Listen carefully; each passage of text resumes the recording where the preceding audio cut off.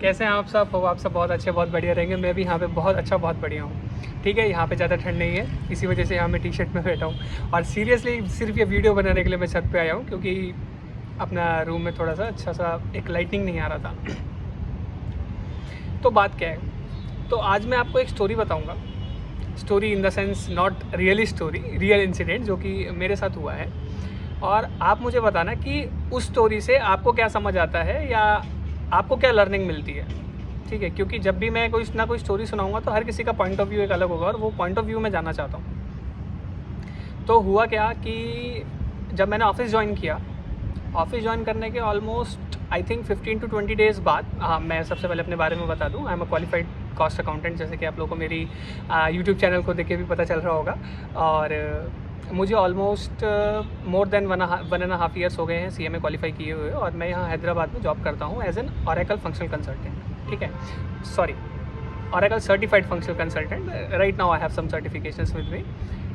तो स्टार्ट करते हैं। तो स्टोरी कुछ ऐसी है कि जब मैंने ऑफिस ज्वाइन किया, और ऑफिस ज्वाइन के 20 डेज़ बाद हमारे डायरेक्टर आते हैं और हम सबको बोलते हैं, जितने भी न्यूली क्वालिफाइड CA और CMAs ने ऑफिस को ज्वाइन किया था, कि मैं आप लोगों को रिवॉर्ड करूँगा जो क्या नाम है, सबसे पहले कोई भी एक सर्टिफिकेशन फाइनेंशियल्स के अंदर क्लियर करेगा।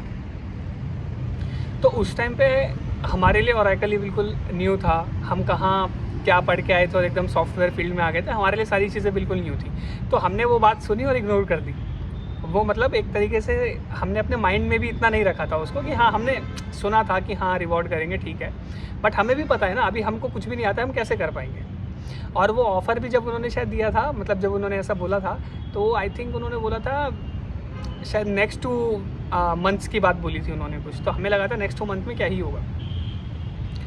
तो हम सब ने अपनी प्रैक्टिस करना चालू किया ओरेकल के ऊपर, और शुरू में तो बिल्कुल कुछ भी नहीं समझ आ रहा था। धीरे धीरे हम लोग को समझ आने लगा।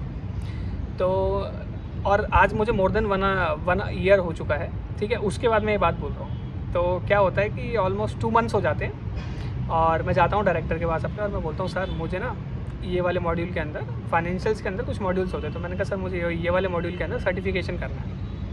तो मुझे सच में लगा था कि वो मुझे देखेंगे, और मुझे, क्योंकि मेरी परफॉर्मेंस बिल्कुल अच्छी नहीं थी, मैं सच में बता रहा था, ये मेरी फर्स्ट जॉब थी आफ्टर क्वालिफाइंग CMA, और बिफोर क्वालिफाइंग CMA ऑल्सो मैंने कोई जॉब नहीं करी थी, इंटर्नशिप करी थी, वो भी सिर्फ इतनी कि अपना फाइनल का एग्ज़ाम दे पाए। उसके अलावा मैं टीचिंग वगैरह करता था। तो होता क्या है कि मुझे लगा था कि सर ये करेंगे क्या, मतलब तुम थोड़ा और पढ़ लो, थोड़ा और प्रैक्टिस कर लो, क्योंकि उनके सामने जो मेरा एक इमेज था वो इतना अच्छा नहीं था कि अगर मैं जाऊँ और बोलूँ सर्टिफिकेशन करना है, और सर बोले, मतलब मेरे डायरेक्टर बोले कि हाँ रितेश ठीक है, गो अहेड।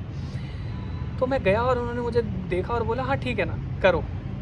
तो इसमें क्या होता है कि कंपनी को ही कॉस्ट बियर करना होता है। तो उन्होंने बोला ठीक है करो। अब उन्होंने बोला, तो फिर मेरे पास शायद 20-25 डेज़ थे, तो हमारे पास इतने कोई रिसोर्सेज नहीं था। मैं शुरू से, अगर आप मेरी पुरानी वीडियोस भी देखोगे, तो मैंने जब भी CMA भी करी तो भी वो भी मैंने बिना कोचिंग के करी।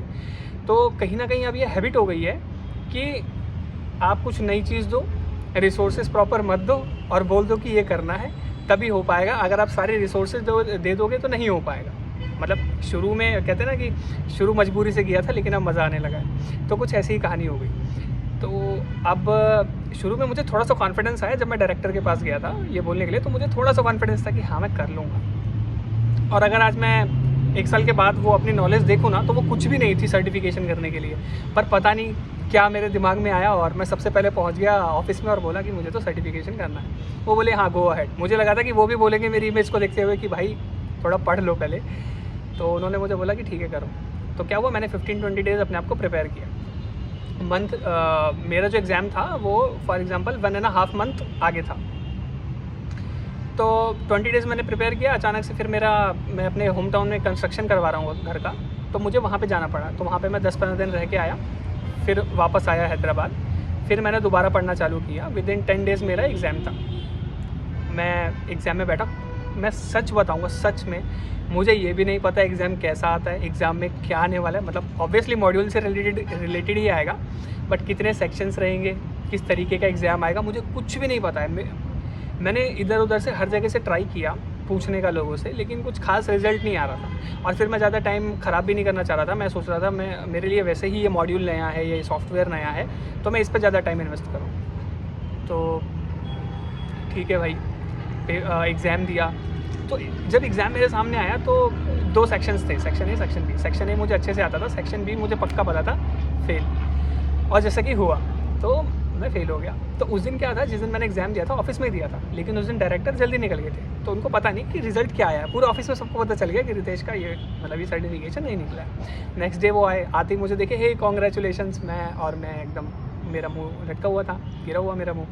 तो वो समझ गए, तो उन्होंने मुझे कुछ नहीं बोला। फिर मैं ऑफिस में गया, मैं उनको खुद बोला कि सर ऐसी बात है, मैं नहीं होगा। तो मुझे एक बात बोले, रितेश अगर सक्सेस पहली बारी में मिल जाएगी ना, तो सक्सेस की कभी वैल्यू ही नहीं रहेगी। तो होता क्या है कि जब भी हम ऐसा सर्टिफिकेशन देते हैं तो हमें ऑलमोस्ट 2 अटेम्प्ट्स मिलते हैं, 2 या 3 अटेम्प्ट्स। तो जब उन्होंने मुझे ये बात बोली ना, ये बात मुझे कुछ अलग तरीके से हिट करी कि मतलब वो भी सही कह रहे हैं बिल्कुल। और उन्होंने मेरे को ये नहीं बोला कि क्या नहीं हो सकता था तो क्यों किया, ऐसा वैसा, उन्होंने बहुत सपोर्ट किया। देन क्या होता है, मैं दोबारा, अब मैंने एग्ज़ाम अपना शेड्यूल किया 2 दिन बाद। अब मुझे एक एक्सपीरियंस तो मिल गया था कि हाँ एग्ज़ाम कैसे आने वाला है। तो फिर से मैंने दोबारा प्रैक्टिस किया, एग्ज़ाम दिया, 100% से पास किया। और सच में मैं इतना खुश था वो सर्टिफिकेशन निकालने के बाद कि कोई हद नहीं। शायद पहली बार जब वो निकलता तो इतना खुश नहीं होता क्योंकि फिर मुझे वैल्यू नहीं होती ना उसकी। पर जब मैं आज उस नॉलेज को और अब जो मेरे को नॉलेज है उससे कंपेयर करता हूँ ना, मुझे सच में लगता है कि मैंने वो सर्टिफिकेशन कैसे निकाल लिया।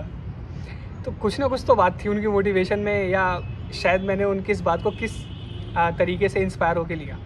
अब आप मुझे बता रहे कि मेरी स्टोरी से आपको क्या समझ आता है, आप मतलब आपके पीओवी के हिसाब से आपको किस तरीके, किस लेवल की मोटिवेशन मिलती है। चलिए बाय।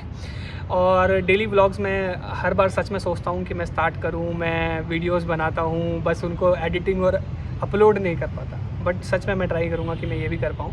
थोड़ा सा ऑफिस के काम में ज़्यादा बिजी हो जाते हैं, और जैसे कि आज हमें सैटरडे या संडे अपने को छुट्टी मिलता है, तो उस बीच थोड़ा अपना पर्सनल वर्क्स हो जाते हैं। बट तब भी आई ट्राई माई बेस्ट। बाकी अगर आप लोग मुझे बताएंगे कि हाँ भाई आपको डेली व्लॉग्स चाहिए, हमें देखना है कि भाई सीएमए अपने ऑफिस में क्या काम करते हैं, तो श्योर मैं आपको दिखाऊंगा। बट सच में मैं बता दूं, मेरा ट्रेडिशनल सीएमए से बिल्कुल डिफरेंट काम है। ठीक है, ओके बाय।